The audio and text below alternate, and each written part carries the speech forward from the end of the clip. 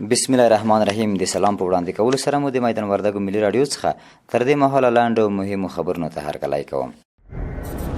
د هرات والی شیخ نور احمد اسلامجار د علی قدر امیر المؤمنین حفظه الله په ځانګړي هدایت د افغان کډوالو ستونزو ته د رسیدنې او د اقتصادي همکاریو پراختیا په موخه ایران ته سفر کړی.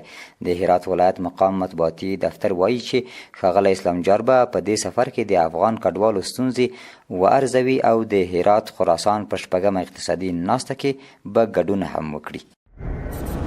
د جوزجان ولایت د سرحدونو قومونو او قبایلو چارو ریاست د دې ولایت په خانقاه ولسوالۍ کې د دوو قومونو ترمنځ 21 کلنه شخړه د جرګې له لارې حل کړه. یاده جرګه کې دیني عالمانو، قومي مشرانو او حکومتي مسؤلینو ګډون کړی و چې دواړو خواوو ته یې د سولې او ورورولۍ لارښوونه وکړه.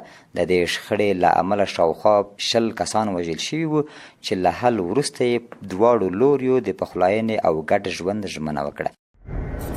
د کډوالو بیرته راستنېدونکو چارو وزارت مالی او اداري معین شیخ کلیم الرحمن فانی د کډوالو په چارو کې د ملګرو ملتونو عالی کمشنر ښاغلي فلیپیو ګراندي سره کتلي دي.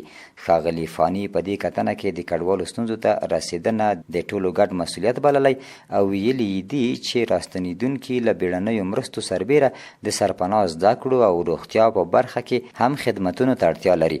ورته مهال فلیپیو ګراندي له ګاونډیو هیوادونو څخه د افغان کډوالو پراخ راستنېدل یوه ستره ننګونه بللې او له راستنېدونکو کډوالو سره د دې کمشنرۍ د مرستو او هڅو د دوام ډاډ ورکړی.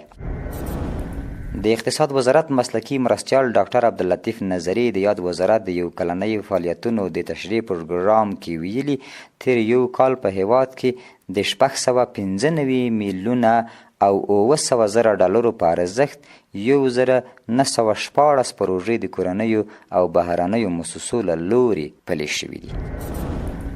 د میدان وردګو د کلیو د بیا رغونې او پراختیا ریاست تخنیکي او انجینري ټیم د دغه ولایت جغتو ولسوالۍ کې د ګڼو پراختیایي پروژو له رغنیزو چارو څخه د لیدنې پر مهال ویلي ژر به بشپړې او ګټې اخیستنې ته چمتو شي.